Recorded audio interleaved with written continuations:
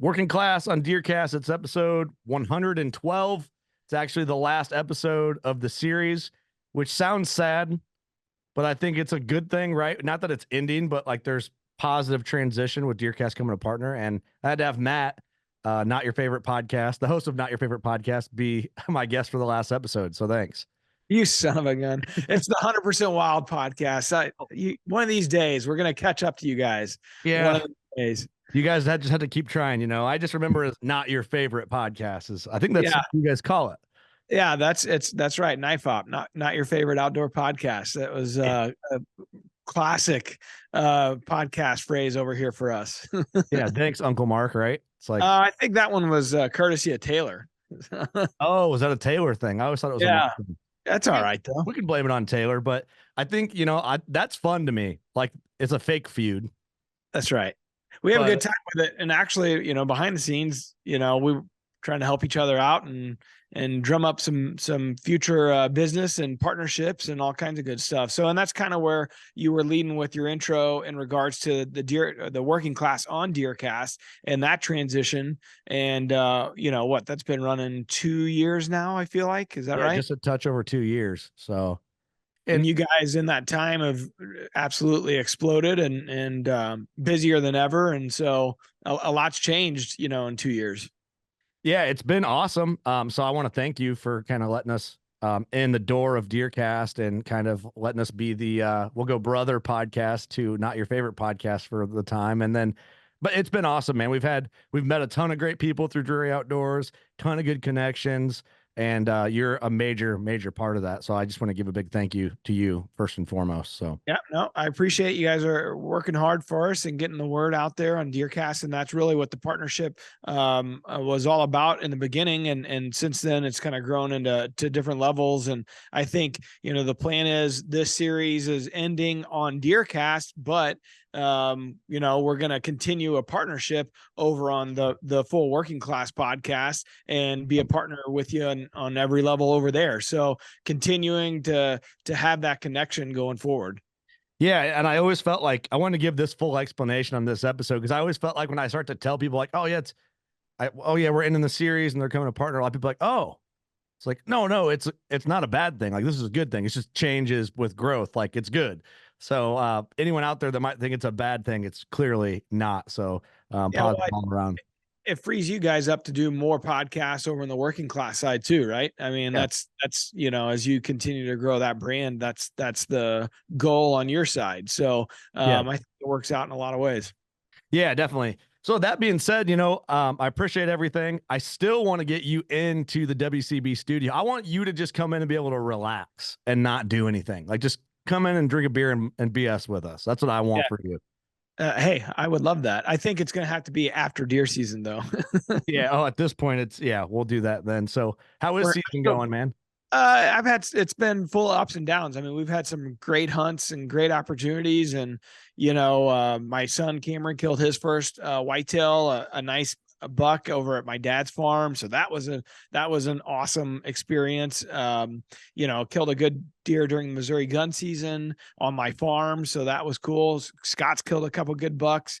My camera guy, Scott, and the guy that helps me on all the farm management. So it's been good from that perspective. The downside's been I've had a couple odd things happen. Kansas early season, the muzzleloader season, hit a deer. Coming to find out later, my scope got loose. I've had this gun and scope combo for probably 3-4 years and never had an issue. Shot it before I went out there, dead on. And I don't know if it was the roads out there or what, because it's really, really rough out there, all those gravel roads, and it's just, real bouncy, frankly. And I guess maybe it got loose and I didn't figure it out until I came back. But anyways, I hit a deer high and he completely falls over backwards and he gets up within 30 seconds, runs off. We, trail him for days on end and he's still kicking. He's still out there running around. We get pictures of him every once in a while. So that was a kind of a bummer to start the season, just kind of a weird mishap, and just had some blown opportunities with archery in hand. And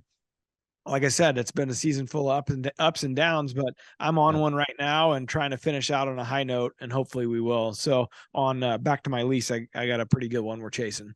Well, awesome. Well, I hope you get them. I've been trying to motivate people in this series, and a lot of people that are kind of dragging their ass a little bit, like, ah, man, I haven't had a good season. Like, it takes one sit to change it It does, and for the most honestly, part. it's a game of inches. Mark and Terry had always said that, and just a few inches left or a few inches right can make or break your season. And I think if you're at this point in the season, you're still grinding. One thing to keep in mind is don't get complacent. Keep shooting your bow. Keep practicing every time before you go out, because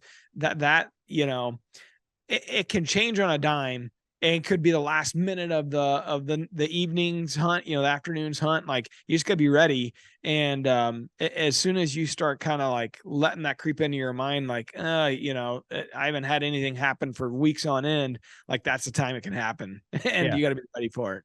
Yeah. Cause if you let yourself slip mentally, and physically with the shooting, then it's just you're not going to close strong, and you got to close strong, The mental side is pretty and I know we've talked about it. I'm sure you guys have covered it on the podcast, on your podcast. I know we've covered it, but the mental side is interesting because it is by the end of the season, you're pretty well worn out. Mhm. And you have pressures at home, you've spent a lot of time away from your family or whatever obligations, you're juggling all these things. And it, it's like, you don't want to just be going through the motions, right? You still Yep. got to be mentally in check because of that one moment where it can all change. Yeah. I think a lot of guys, kind of what I did. Well, I killed a buck over Thanksgiving weekend, but a lot of guys, the way it falls in Illinois, I would normally, if I'm getting frustrated and still have an open tag, unless I'm on like get a lead, like I did, I kind of use that Thanksgiving break as kind of like a mental refresher if needed to kind of gear up for what's left of the season. Yeah. Because a lot of things change after that, depending on the layout of your ground and stuff like that. So it's easy to get yourself down and kind of count yourself out before, and you still got quite a bit of season left, Yeah. Oh, yeah. especially in Illinois. So it's just trying to stay positive is tough. The mental game is worse than anything in hunting. It is, and like I said, at this point in the season, we're having unseasonably warm temperatures, it's not really helping the general deer movement. I mean, we're in a good moon phase right now. We're getting ready to wax full, I think next Wednesday or Thursday, and so that you're getting some earlier movement, even though we got these warm temperatures. But like a couple days ago, we had extremely cold temperatures, and I'd say it's probably more the norm, the average temperatures, but it felt extremely cold based on where Yeah. we've been at. And every deer moved. You know what Yep. I mean? Yep. And you just wish that things would line up where you could couple the good, moon phase along with good temperatures, and cloud cover wouldn't be there, and all high pressure and all these things that we factor in on DeerCast. You wish they'd line up, but it really has not lined up often this season. I think the last weekend of October, it was like that. Yep. Like, unbelievable, like everything lined up. And then it really just hasn't been, you might get a little blip here and there, but overall it's been tough, man. It just Yep. hasn't lined up quite like we've needed it to. But you bring up that weekend in late October. That goes down, and from I've been hunting, I don't know, a little over 20 years. From what I can remember, like the best 6-day span of hunting that I can remember. Like I talked about it on a podcast, a couple episodes ago. We had 12 friends all kill deer in like a 6-day span. Yeah, for sure. I think as we were leading into it, I kept saying on our podcast that was going to be the best period of the entire year, unless we saw extremely cold late season temperatures, which we're not getting. So I stand by it. Like, it was the best period. And we had, I think in one day we had like 6-7 people on the Drury, like on the 13 cast, that killed a deer. It's just crazy what all went down in a short window. And if you weren't out there, if you didn't have time off work or whatever, you missed one of the best periods in the last several years. Yeah, definitely. I was telling guys, like, listen, well, a lot of people, like, if you can look at DeerCast, it's telling you, it's like, dude, if you have a couple days of just PVD time that you can take 1 or 2 days, Thursday, Friday through the weekend, take 2 days, screw your rutcation that you take your continuous, like, break it up if you can. And it turned out to just be stellar. So that'll go down as the best hunting weekend of all time until hopefully get something again every season, but next season again too, It's just, I mean, some people don't believe in it, but that moon phase lined up right in that period, the end of October, to where it made it just dynamite. Mhm. And if we would have had the cold temperatures continue to last, or if we would have had the cold temperatures instead of the last week of October, that first week of November, that first week of November would have been the best period. But it Yeah. just lined up where that evening, the sun, or the moon rather, waxing full right there at the end of October, and extremely cold temperatures. It was dynamite.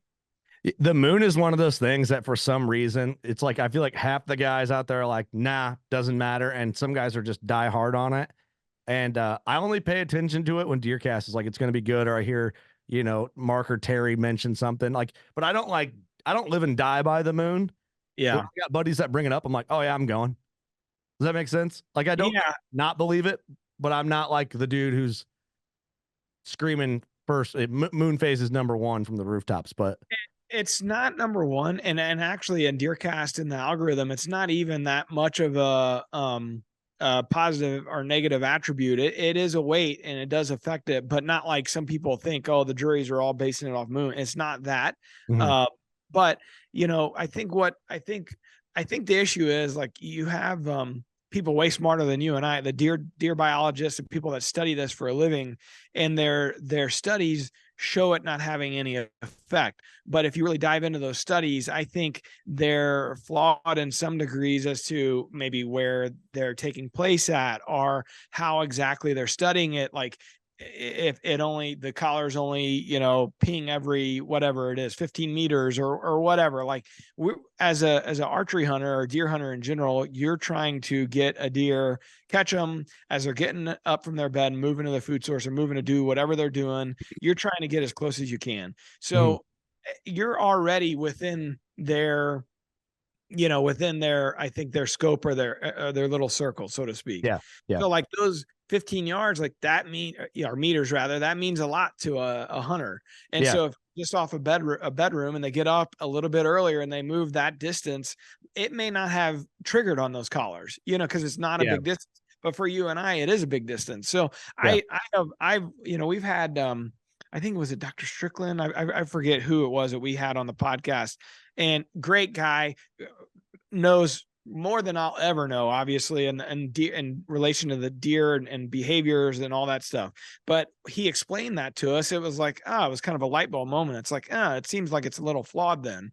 And Yeah. so, Yeah. anyways, you have people like that, that push out their studies, which they should be. It's great, it's cool, it's interesting stuff, but it then becomes a narrative of, oh, moon doesn't affect deer movement. And I've been here at Drury Outdoors. I'm 42. I started full time at 2021. And I've noticed that our team, over the 20-year period, those 10 days around the full moon, the first, the 5 leading in, the 5 preceding, Mhm. that's when we kill the most deer on the team. That's all you And need to see right there. I mean, 50 guys, 50 or 60 guys over 20 years, and over 120 deer a year average. This isn't scientific, because they would have to hunt, like Mark and Terry, they'd have to hunt every day for 4 months to be probably a true study. yeah. And, Yeah. variables would have to line up to be similar. But in general, it shows me that, deer move Yeah. differently during that period. Yeah. I think, yeah, that's all you need. Like, that's what directly affects you and your hunting and the people around you. And that's what really, you think about it. There was no DeerCast, if there was no deer biologists, if you could put that together, you 100% would be like, oh yeah, the moon's like a major thing. You know I'll what I mean? Or whatever. Yeah, well, and real world example, I'm hunting a lease that I've had for 3 years now. And this particular piece, the deer had, before the current landowner bought it 3 years ago, the previous owner had like 20 people hunting it during gun season. And they just Slaughtered it. slaughtered it. And Yeah. so these deer will not come out, and it's got one big giant open ag field on it. And deer won't come out until right at dark. Mhm. And what we have noticed over 3 years, and this is a non-scientific study, is that when we are around the full moon, we see deer pop out earlier than we do when it's not the full moon. If you line that up with cool temperatures, boy, look out. And Yeah. so, like, right now we're in one of those periods, and we've been hunting the last 3 or 4 days. And like I said, I'm trying to catch up with a good one. we have a couple different shooters, and what that keep popping out on this one particular field we're hunting. And those deer, based on the camera study over the last 3 years, because one of them's a 6.5-year-old, and I've known him since we've started hunting this farm. And So he that lived the deer, first 3 years of his life in the previous owner's pressure or leasing yeah, pressure. correct. Yeah. And I have noticed that this deer will not step out unless the conditions are just primed, right? Well, last couple nights he's been out early. The moon's rising at 12 p.m., 12:30 p.m., whatever. He's coming out just a little bit earlier. Last night conditions sucked. It just wasn't a great deer cast night, but he came out like a couple minutes right before dark. Well, if the temperatures would have been a little bit cooler the night before, when it was cooler, the deer was out an hour before dark. You know what I mean? This is a deer that will not move unless it's dark out. Yeah. And so I don't know. I liken it to, it directly correlates to that moon phase. And the only way I know that is because we've tracked this deer for 3 years now, and those are his habits. And in general, all the habits of the deer out there. So I don't know. That's super interesting. But yeah, it's like right there. That's what it's directly affecting you and the deer you're hunting in your situation. I'm curious with that, people that argue like pressure, like that right there, that deer hasn't had that type of pressure in over 3 years. 3 years, yeah. And he still held on to that habit from pressure. All the shooters out there do too. It's That's nuts. wild. Now the younger deer, we got this crazy. He's probably 4 this year, and it's just crazy. He looks like he's a Texas buck. He's super wide. It's like a 7-point, just a really interesting deer that we've been passing from an age standpoint. But next year, I think he's going to be actually something real, like a real cool special deer, just because the width and the mass it'll put on. But that deer walks around like nobody's business. Like he doesn't have any care in the world. And this is a deer that was, a fawn. That last year those guys were hunting it. That's and he really interesting. like there's no care in the world. Like yeah, he owns the place. See, that's really interesting to me because, like, I don't know. Like, I try not to pressure any ground I hunt. That way, the hunting stays good into the late season. And I get a lot of guys like, you're not guys that I hunt with directly because they all get it. They're all on the similar program. But some people that aren't on the same program, like, dude, it's not that big a deal. Like, you're thinking about it too much. I'm like, I don't think I am. I'd rather err on the side of caution than not. And that's like a perfect example of it.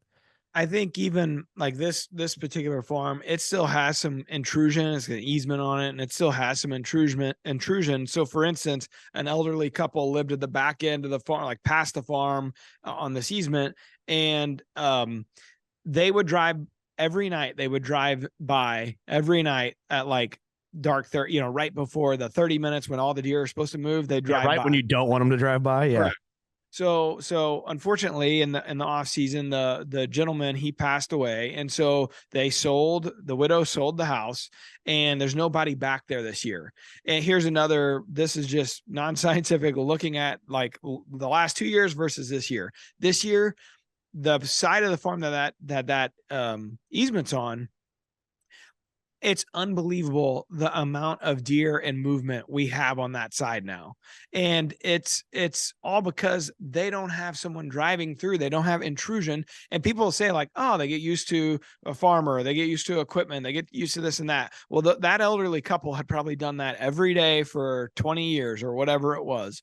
So certainly you would say the deer would be used to that. That shouldn't bother them. Yeah. Bullshit. Every time they did that, and we were in stand on a lot of them, deer, as soon as they hear the gravel popping, yeah. Hell out of there. And that vehicle meant no harm to those deer, but it affected them. It was intrusion. Yeah. And this year it's been totally different. It's been awesome, frankly. So people I can make a joke, but I'm not going to make it. I was going to go dark with it, but I won't. I'll spare you. I said unfortunately. I was like, well, they're old. It's trying to be nice. Yeah, that's my dark humor. But yeah, like you go about thinking it like that. Oh, the deer are used to that. Oh, I know a guy who hunts a spot. He kills deer there every now and again.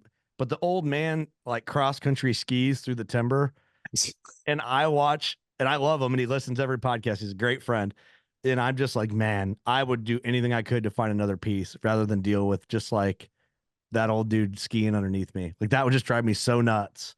Yeah. But I don't know.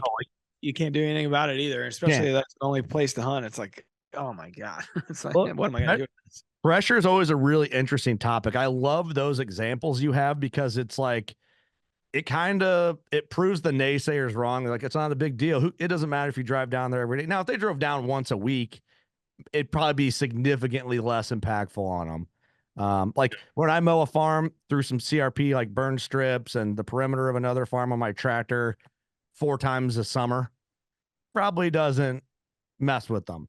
Yeah. Now, if I went on a joyride in my tractor every afternoon, Yeah. probably would change things, you know? In fact, in that instance, you talk about it. It's like sometimes that movement or intrusion in that case, like you come in with your tractor and you're brush hogging something, like sometimes that curiosity will actually make deer move. We've seen that a bunch of times where Scott will go up and he'll move a blind or he'll do something, and then we'll have pictures on our trail camera of a deer coming out about an hour later looking to see what, shooter or whatever, looking to see what was going on out there. So, you do have those types of instances, but in general, one more part to this on that same piece we've been using this year. Like in years past, I would take electric side by side or just regular side by side or whatever, and we'd go, or even my truck to like halfway, and we'd park and then walk to our spot. Mm-hmm. This year, I've been just exclusively on this piece using an e-bike, these Rogue Ridge bikes, which I know you've messed with those before as well. And so we're riding in right to our spot. We're not leaving that scent trail that we had been in years past. Mm-hmm.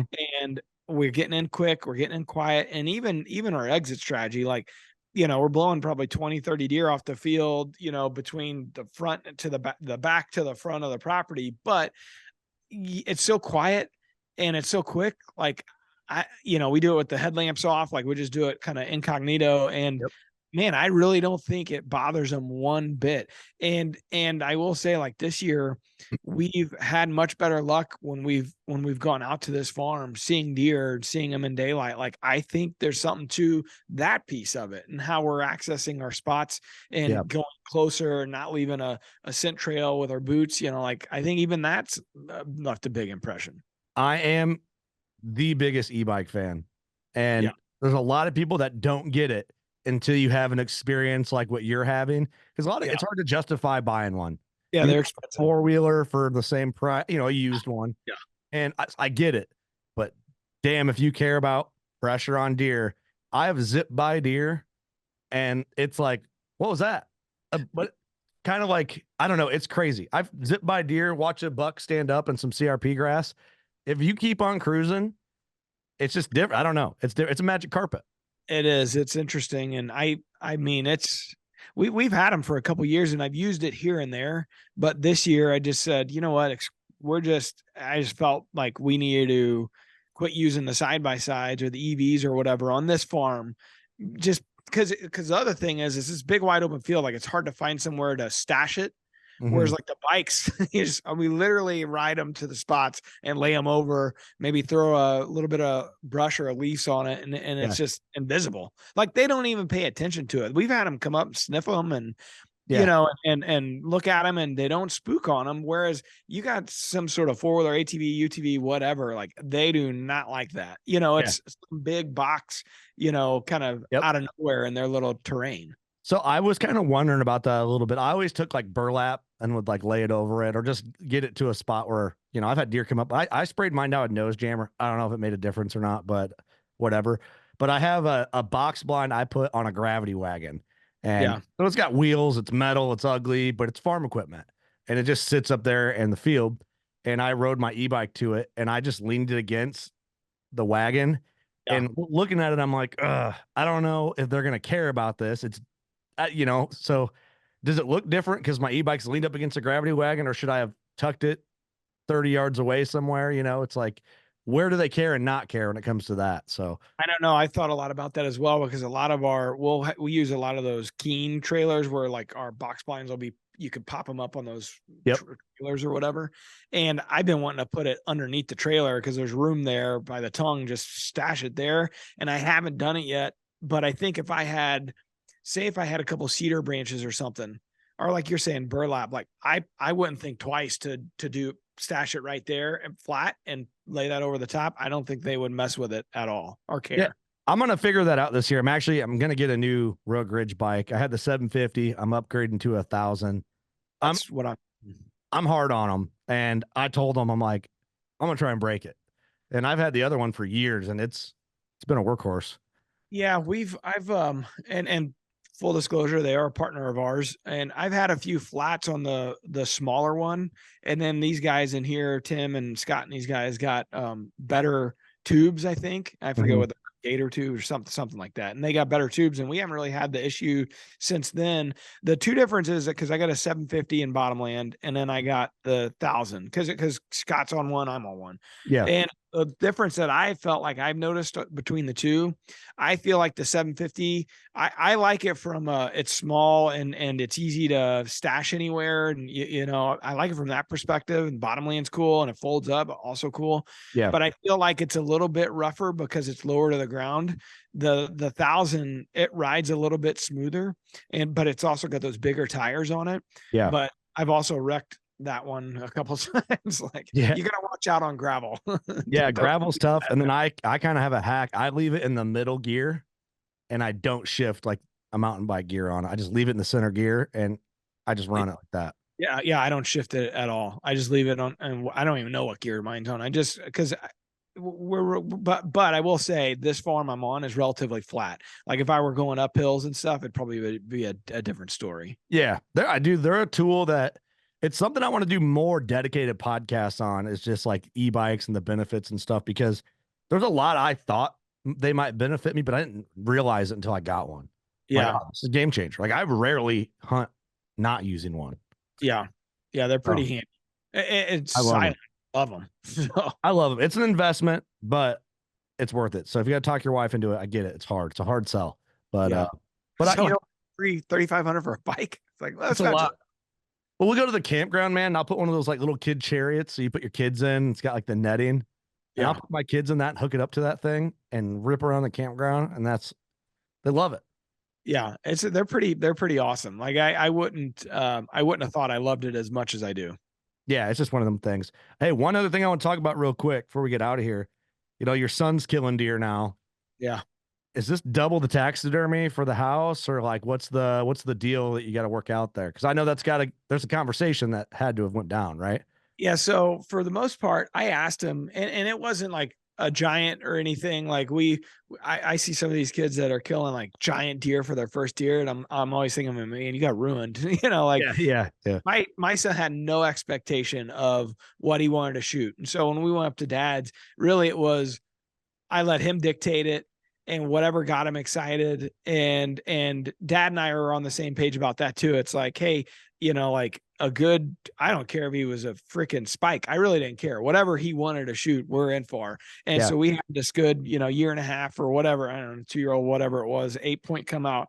And he was so excited. And he even after the fact, he's like, man, that was a big deer, wasn't it? That was a big deer. And I'm like, yeah, buddy, that was a huge deer. So anyways, I asked him what he wanted. I was like, do you want me to cut the antlers off and put it on, you know, a piece of board, or do you want to do a skull, or do you want a full shoulder or whatever? And he likes the skull look, you know, he likes the euro, which I'm like, hey, I'm all about that. Yeah. So that's what most of mine is. And I got a wall of euros in my office here. And so I haven't had to, I know a guy, Dan Burnett, that locally, that's a friend that does all my euros for me. So it's pretty painless as far as the pocketbook goes. But if he killed a big deer, like, and he wanted, I don't care, 120, whatever he wanted, and he said, I want a shoulder mount, of course, we'd have to go in and do it. I'd be all for it and just suck it up. Yeah, you got to do it. I mean, especially just the first few. I'm getting into like having that conversation with our crew. You know, our buddy Austin, his son shot his first buck, and they're, you know, a good buck for, you know, I don't know how old he is, 8, 9, I don't know, I forget. Dan Potts reaction. Yeah. That was a pretty good clip, man. That kid came in. I was worried about getting him to talk. Yeah. And he came in just so confident and just witty. I'm like, yeah, this is awesome, you know. It's awesome. Yeah, they're shoulder mounting that buck, and you know, he's a pro. He's a legend in his own mind already, which is hilarious, you know, talking to him. But I'm excited for those days if my kids get into it. But I just know the taxidermy thing, it starts doubling up fast. Like it did with my dad and I. You know, I got my first buck mounted right here, and it's like, that was really nice of my dad to mount that. you know? Yeah, same. I'm looking at my first one as well, and it's one of those things like, it's costly, but in the scheme of things, like I killed that deer when I was 15 or 16, and I still am looking at it. I don't know how old were Yeah, when about you. the same 14-ish. Yeah. So it's like, hey, you got it forever. It's a great memory. So no, Yeah. I can't complain about that. I got my money's worth out of it. Yeah, it's still around. It's been a long time. Yeah, and it looks all right still. You know what I That's mean? right. A So little dusty. that's cool. I like to bring that up. I'm a taxidermy nerd. We just have a bunch at the studio and the collection's growing. So I always bring up taxidermy stuff. I brought a question up. It was a couple years ago at ATA show with the Lindsays. And I said, this is kind of a weird thing to bring up, but hear me out. When you die, what happens with all your taxidermy? Maybe I brought that up to you as well during one conversation. Uh-uh. I know they have a lot of shoulder mounts, and they're like, "Oh man, I never thought about that." I'm like, yeah, hopefully, I mean, their kids are into hunting, but what a burden for somebody who doesn't care. Oh yeah. Yeah, that's right. And those are the ones that you go to somebody's like yard sale and then you see like, damn, they're getting rid of all dad's deer mounts. And it's like Yeah, nobody cares about that deer but you is the yeah, reality of it. Now, your son, or if there's something special, if there's some, heritage there or ties, like yeah, that's one thing. But when you have the amount of deer, like I think even Mark or Terry, I think Mark said it before, like he would like to donate his Bass Pro or Cabela's or whatever to be utilized, like some big deer yeah, mounts. yeah, But you think of like, I can't imagine how many 140 to 150 inch caliber deer that they've killed over the year between the two of them. yeah. And, Bass Pro and Cabela's aren't taking those deer. So what do you do with all of them? End up in a tavern one day or That's something. right. I'd be Yeah. cool with that. A bunch of dudes drinking cold Busch Light, looking like, where'd that deer come from? Yeah, I Yeah. can live with that. I don't know if they want all my 3-year-old Euro mounts, but I got Okay, a handful of those. yeah, same. I do too. But I don't know. It's something I always think about because when my dad passed away, it's like, of course, I'm gonna hang in the studio and honor him, and like, and it's either important to me. Correct. If my kids aren't into them, man, I have so much adding up, and I hopefully have another 40 years of deer hunting. I'm just gonna have to get a little pickier, or just will them to like a Cracker Barrel or something. The Cracker Barrel mount, those they could use some help because all those are pretty rough. Yeah, yeah, yeah. Yeah, I mean, we just did a podcast not long ago about DIY Euro mounts, and I was surprised on YouTube, on the Drury Outdoors YouTube channel. There was a few guys that were going back and forth about like almost how it was disrespectful to do the Euro mounts on some of these deer, and I'm like, man, I don't see it. Like even my wife likes the Euro mounts. You know what I mean? Like it's a yeah, cool look and it's pretty popular at this point. We have Euro mounts all over the studio. yeah, And I don't get why someone would be so passionate about what you like. If I looked at you and said you had a 150-inch deer that you Euro mounted, yeah. I'd be like, oh, what a shame you did that to that deer. It's like, what the hell do I care what you do to that deer? It's your deer. They just rather see all those deer. So where is the line of respect? And like, is it like 130? Everything over 130, you got to show it respect. Anything other, don't show it respect and just Euro it. I don't know, because I tried to say to the guy, like, first of all, I actually like the way it looks. Yeah, Second of all, like it does help with the pocketbook. Like if you're not Euro mounting, like on a typical year, kill 2 or 3 good bucks. yeah, And like, that's, what are you looking at? A couple grand, at $1,500 to a couple grand there. And yeah, like, okay, so if I could Euro mount them for $100 each, yeah, that's quite a swing. yeah. So But they are classic. They're a good look. I know guys that just don't like the look of shoulder mounts. They want to Euro everything, like yeah. big deer, like 60s, 70s types bucks. And I'm kind of like, I'd shoulder mount those, but We have a oh, couple of Mark's deadheads that they found, in shed season or whatever, and they got salvage tags for, that we have Euro mounts for, like big deer, yeah, and they look awesome. Like I don't know, man. Like for me, I think the cutoff is in that like 50s range. yeah, That's for me personally. I wouldn't have said that, I wouldn't have said that 10 years ago, but right. currently that's kind of where I'm at. Like, hey, mid 50s, and up, I'd probably go shoulder mount, which I Yeah. haven't killed any of those lately. So Well, I then got you're a saving lot of money. euros. I've saved a lot of money, let me tell you. See, that's all right. Yeah, I love it, man. We're getting to the point where I'm like, ugh, like luckily I have the studio because my house is full. and I can put all the new ones here. And we bought the neighboring building and are like trying to renovate it. Trying is the key word there. And then, so we have more room now than ever. We have all our African animals coming in, and Eric shot a giraffe in Africa, and we shouldered a giraffe. So you had to buy the building next to you just to put that thing up. honestly, I mean, it was too good of a deal. Actually, the building cost us less than the giraffe mount to buy the building. So kind of made sense. But yeah, man, like, how stupid is that? We shoulder mounted a giraffe. Well, I mean, it is a hell of an experience, I guess. It's one of those things where if you never know when you'll get back or whatnot, which I know you've gone the last couple of years, but you never know, and you might be your last chance. So I kind of see it. What Cracker Barrel is going to want a giraffe, Matt? None. That's a canceled Cracker. I don't know any restaurant that can take a draft these days. Yeah, hopefully Shields will want it or something when they're dead and gone. But dude, I enjoyed the conversation, man. Go kill a deer this afternoon. And I appreciate everything you've done for us over the last couple of years with this Working Class on DeerCast series, man. It's been awesome. And hopefully you still talk to me after this episode, and I can still come down from time to time and record with you guys. Well, we're going to see you over at ATA and drink a beer, I think. So we got at least something coming up in the next 2 weeks, 3 weeks or so. So yeah. We appreciate you guys and all the help you've given us as far as like spreading the message on DeerCast and the good word. And I think we got plenty of years of partnership to come, just a different look. So we're looking forward to it. And thank you guys. Yeah, man. Thank you. Hey, plug your podcast once so I don't feel like such a a-hole from the opening comments. Well, listen, we have it will be not your favorite outdoor podcast, but we like to play in the same arena as Kurt and the boys at Working Class. Okay. But we call ours the Drury Outdoors 100% Wild podcast. And you know what? We got a little, I'm in the Working Class Facebook group. Love it. We got a Facebook group.